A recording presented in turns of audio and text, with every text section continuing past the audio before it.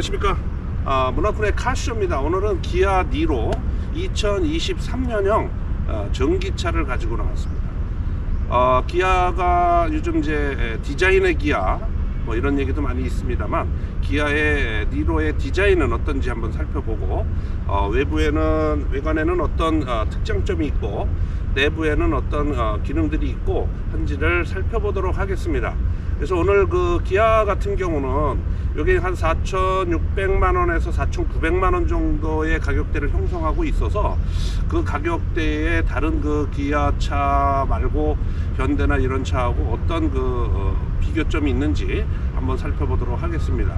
주행거리는 한 401km 정도, 일회 충전해서 갈 수 있는 주행거리가 401km 정도 되고요. 구동 모터는 한 150kW 정도 되는 모터를 사용을 했습니다. 그래서 주행하면서도 어떤 그 특징점이 있는지, 서스펜션, 조향 뭐 이런 것들 한번, 제동 이런 것들 한번 살펴보도록 하겠습니다. 니로 하이브리드하고 전기차 전면부가 약간 틀립니다. 전기차 같은 경우는 충전구가 필요하니까 앞쪽에 충전구가 있고, 그 다음에 니로 하이브리드는 이제 엔진이 달려 있으니까 공기 통로가 더 크게 있습니다. 안개등이나 이런 것들 방향이 위치가 약간 좀 틀려져 있고, 다른 거 헤드라이트라든지 턴 시그널이나 이런 램프들은 똑같은 거를 사용을 한 것을 볼 수가 있고요. 본네트의 형상이나 모양도 실링되어 있고 한 것은 기존의 하이브리드하고 똑같습니다. 뒷모습에서도 이제 특별히 다른 부분은 없고요. 범퍼 하단부가 하이브리드 같은 경우는 이렇게 생겼고, 그 다음에 전기차 같은 경우는 이렇게 생겼습니다. 그래서 뒤에서 보면 하이브리드하고 전기차의 다른 점을 찾아보려면 여기 있는 하이브리드 배지 외에는 다른 부분이 좀 없는 것 같아요. 전면을 살펴보면 기아의 아이덴티티가 어느 정도 잘 보여요. 그래서 그 룩 패밀리 같은 뭐 턴 시그널의 모양이라든지 전조등의 모양, 이런 것들이 기아가 나타내고 있는 그런 디자인들이 많이 보이는 것 같아요. 그래서 대부분의 차들이 요즘들은 그 룩 패밀리 같은 거의 비슷한 형태의 전면부를 보여주고 있어요. 그래서 전조등이라든지 아니면 턴 시그널이든지 이런 것들이 보이고 있고요. 전기를 충전할 수 있는 충전구가 있습니다. 그래서 버튼을 누르면, 이렇게 누르면 충전구가 열리는데, 이 충전구는 시동을 끈 상태, 키를 끈 상태에서만 열려요. 그래서 잘 보시면 될 것 같고, 그 다음에 여기에 있는 이 플러그 캡을 이렇게 열어줘야지만 충전구가 보입니다. 이렇게 여기 덜렁덜렁 거리는 거는 좀 이렇게 캡이 좀 이렇게 약간 좀 플라스틱이 아니고 다른 걸로 좀 해줬으면 좋겠는데, 이렇게 좀 만들어져 있다는 거 보시면 될 것 같습니다. 실내를 한번 살펴보도록 하겠습니다. 도어를 보면 도어 스위치나 그 다음에 룸미러를 조정할 수 있는 버튼들이 장착이 되어 있고요. 그 다음에 메모리 시트 2개가 준비가 되어 있습니다. 핸들이나 이런 그 디스플레이를 보면 뭐 일체형으로 잘 만들어져 있는데, 계기판은 조금 작은 듯한 그런 그 계기판이 보여지고요. 디스플레이는 뭐 사이즈를 봤을 때는 약간 큼직하게 만들어져 있습니다. 실내 색상, 인테리어 색상은 너무 밝은 색으로 되어 있는 것 같아요. 이 색은 저는 좀 사용하고 싶은 그런 색상입니다. 브레이크 페달하고 악셀 페달은 이제 오르간 페달을 사용을 했고요. 그 다음에 이제 핸들은 요 레버를 통해서 이렇게 위아래로만 조정할 수 있는 그런 핸들이 되겠고요. 그 다음에 여기에 보면은 이제 헤드램프의 높이를 조절할 수 있는 거, 그 다음에 이제 테일게이트를 열을 수 있는 버튼이 있고, TCS를 끄고 온 시킬 수 있는 버튼이 마련이 되어 있습니다. 기아가 이제 컨트롤 패널 같은 경우는 여기 이제 여기 있는 버튼을 누르게 되면 랩이나 아니면 맵, 그 다음에 라디오라든지 이런 거 셋업할 수 있는 그런 기능이 있고, 여기 이제 팬 모양을 누르게 되면 풍량이라든지 에어컨을 설정을 하거나 공기청정을 하거나 이런 기능으로 활용이 되는 거기 때문에 이 판넬 같은 경우는 굉장히 좀 유용한 것 같아요. 기존에는 이제 여러 개의 패널이 있어서 조작하기도 불편했는데 이런 거는 아주 잘 돼 있는 부분이라고 생각이 되고요. 그 다음에 전기차 같은 경우는 여기에 이제 드라이버 온이라고 돼 있죠.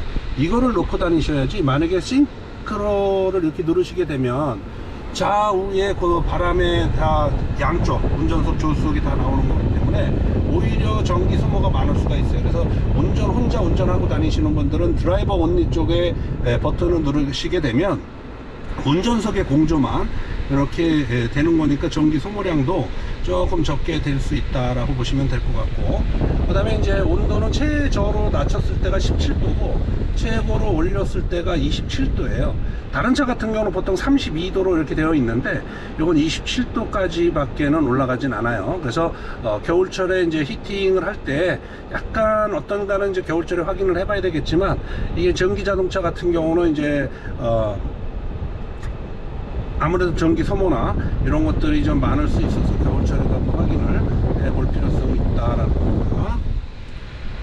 그 다음에 이제 요 밑에 보면 12V 180W까지 사용할 수 있는 소켓이 마련되어 있고요. 그 다음에 USB를 꽂을 수 있는 커넥터가 마련이 되어 있고, 그 다음에 C타입에 충전할 수 있는 포트가 마련이 되어 있고, 그 다음에 여기 이제 무선 충전을 할 수 있는 곳이 있는데, 대부분 여기 무선 충전은 이 핸드폰에 보호 카바가 있어서 보호 카바를 벗기고 사용을 해야지만 충전이 돼요. 요즘 뭐 보호 카바를 끼고 충전이 되는지는 모르겠습니다만, 보호 카바를 벗겨야 이제 충전이 되고, 충전이 될 때는 여기 있는 램프가 들어와서 충전 상태임을 알려주고 있습니다. 그 다음에 여기 이제 버튼이 있는데 지금 굉장히 좀 헷갈리는 버튼 두 개예요. 그래서 여기가 이제 전자 파킹을 할 수 있는 버튼이고요.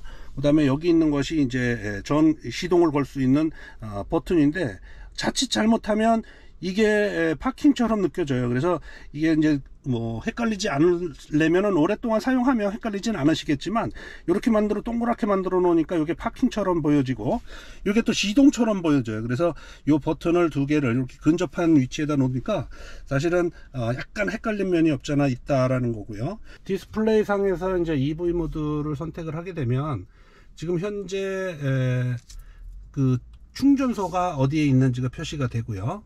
그 다음에 최종 목적지까지 갈 수 있는 주행거리는 지금 현재 307km까지 간다고 이렇게 표시가 되어 있습니다. 그 다음에 이제 V2L 같은 경우는 이 버튼을 누르게 되면 이제 V2L 커넥터를 연결해서 외부로부터 전기를 사용을 할 텐데요. 기본적으로 20%에는 이제 세팅이 되어 있을 거고요.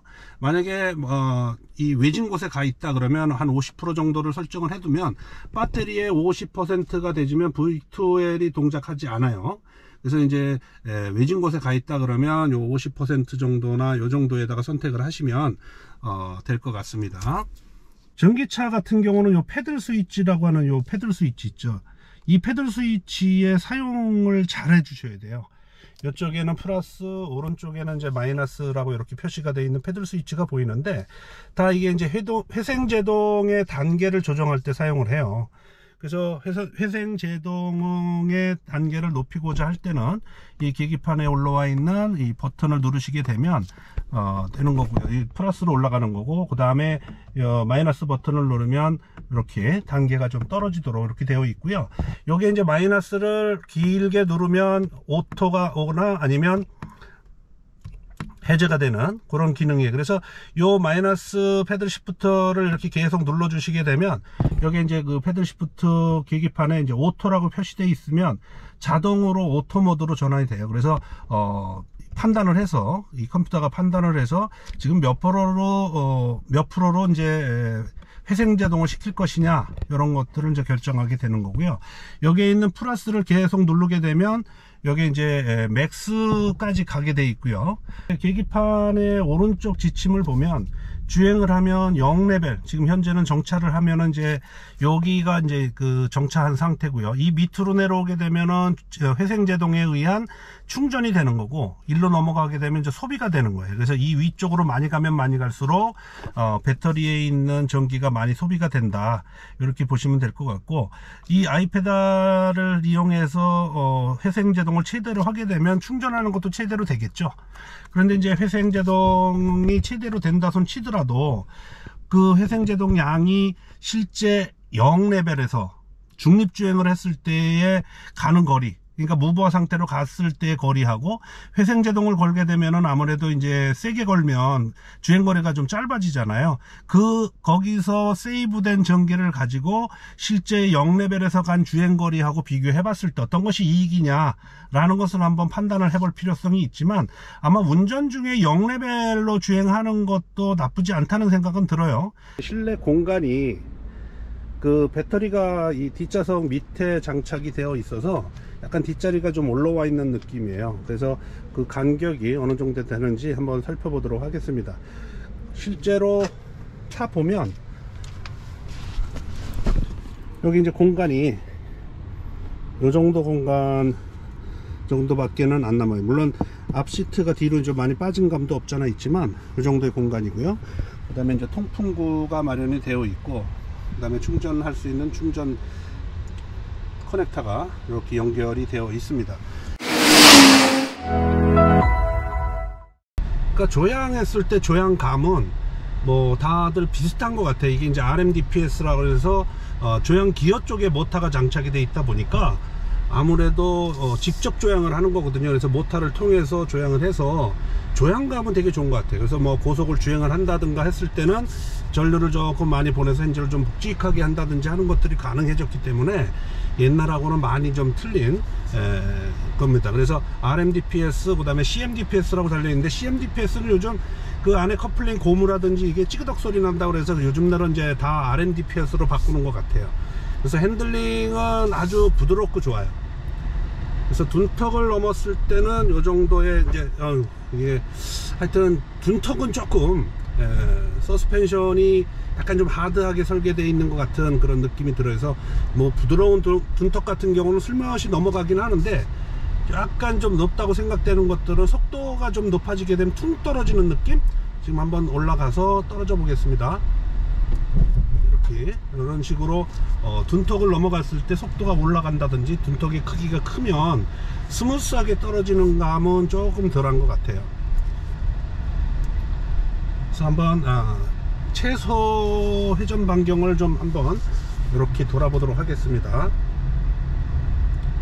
이렇게 돌면 되게 이 축구가 작아서 그런지 모르겠지만 굉장히 좀 스무스하게 돌아가는 것 같아요. 이렇게 밟아도 뒤에가 털린다든지 이런 것들은 좀 없는 것 같아요. 지금 전륜 구동형이다 보니까 아무래도 뒤에가 뭐 약간 가볍긴 하지만 이게 뒤에가 뭐 미끄러진다든지 이런 것은 지금 현재 속도를 좀 낮춰서 그런 건지 모르겠지만 굉장히 좀 스무스하게 회전이 된 것으로 보여지고요. 그래서 요즘 최근에 이제 뭐 언더스티어다 오버스티어다라는 그런 논쟁이 사실이 있습니다만, 이게 전륜 구동이냐 후륜 구동이냐에 따라서 약간 좀 차이가 있을 수는 있어요. 그래서 전륜 구동 같은 경우는 앞쪽에 무게중심이 있다 보니까 뒤에가 상대적으로 가볍죠. 그래서 핸들을 급격하게 틀었을 때 뒤에가 돌아갈 수 있는 확률이 좀 높아지는 거고요. 그 다음에 뒤쪽을 구동하는 경우들은 아무래도 모터나 이런 것들이 있어서 핸들을 조향하는 각도가 전륜 구동과 후륜 구동에 따라서 약간의 차이는 있다, 이렇게 보시면 될 것 같아요. 그래서 이제 속도를 어느 정도를 벗어나게 되게 되면 언더스티어나 오버스티어 같은 경우도 다 이제 문제가 되니까 그 설계하는 사람에 따라서 언더스티어로 만들 것이냐 오버스티어로 만들 것이냐 하는 거는 무게중심이 어느 쪽에 있고 그런 거에 따라서 약간의 좀 차이가 있는 것 같다는 생각은 듭니다. 악셀레터 감은 굉장히 좋아요. 그래서 악셀레터 페달을 밟았을 때 전기자동차의 그 특성, 그러니까 뭐 밟는 것 같지 않은 그런 느낌, 그런 특성이 있는 것 같고요. 그래서 스무스하게 이렇게 밟으면 쭉 따라서 올라갈 수 있어요. 그 다음에 이제 제동 같은 경우는 이제 앞에도 디스크 브레이크고 뒤에도 디스크 브레이크예요. 그래서 제동은 이제 전자 브레이크를 사용을 했고요. 그래서 마스터 실린더라든지 거기에 유압을 공급하는 것들이 다 이제 전자 제어적으로 유압을 공급을 해요. 그래서 브레이크 페달을 밟으면 그 페달의 그 길이를 페달 스트로크 센서라고 그래서 페달을 어느 정도 밟았느냐에 따라서 유압을 브레이크 캘리퍼 쪽으로 보내주는 그런 역할들을 하죠. 그래서 브레이크 깊이에 따라서 압이 이제 차등에서 공급이 된다, 이렇게 보시면 될 것 같습니다. 그래서 제동 성능은 뭐 그렇게 나쁜 편은 아니에요. 브레이크 밟으면 바로바로 쓰고, 그래서 밀린다는 그런 느낌은 기존에 이제 브레이크 부스터를 사용했었던 차하고는 개념적으로 좀 틀려요. 그래서 밟으면은 밟는 대로 제동이 된다, 이렇게 보시면 될 것 같습니다. 네, 오늘 그 2023년형 니로 전기차를 한번 살펴봤습니다. 니로 전기차는 기존의 니로 하이브리드라든지 이런 차 크게 외형적으로 바뀐 부분은 없는 것 같아요. 이제 전기차하고 하이브리드 같은 경우는 엔진이 있느냐 아니면 없느냐에 대한 차이는 있을 수는 있는데 그렇게 외형적으로 많이 바뀐 건 없고, 전기차를 사용하면서 이 주행의 어떤 그 질감이나 그다음에 조향성 이런 것들 한번, 제동력 이런 것들 한번 살펴봤습니다.